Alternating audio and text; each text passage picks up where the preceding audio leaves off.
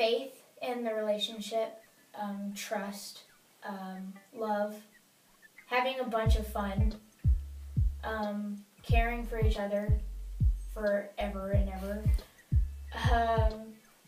just being happy around each other and trying not to fight too much, get along. It's your relationship with God, and I think that both partners in the relationship need to have the same focus and drive to the same endpoint, which would be a relationship with God, because without that, there'd be a lack of direction, and it could or should lead to chaos. Unconditional love, and I think a lot of people believe in that, but they don't know how to put that into action. I think unconditional love is, not counting the rights and the wrongs of your partner or your spouse, but to look past that and look at what you're doing in the relationship and what you're going to do to help your spouse blossom. Communication, first and foremost, honesty in that communication, really being able to communicate with one another, telling each other what you think.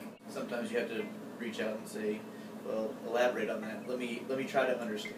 It's all about that attempt at communication. I believe that there's 4 aspects to every relationship. There's the emotional, the physical, spiritual, and mental, maybe, and the intellect side. And you really have to being able to relate on all of those aspects. Sacrifice, not only sacrifice, but working together. It can't be all about your needs, and it can't be all about her needs. It has to be a mutual selflessness there.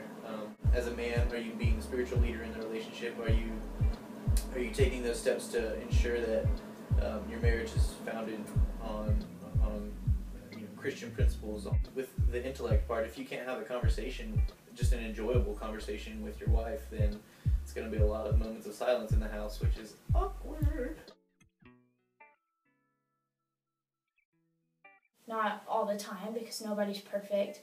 I have seen them in other people's family, and their marriage is extremely successful, and they don't ever fight, and I think that's kind of ridiculous. They've had their faith, but I think that they've been developing that, and I think that that's helped me see some of those qualities because they've been working on that. My grandparents, it's just very apparent, and I think maybe that's where some of their ideas came from. In my parents' marriage, especially, great communication.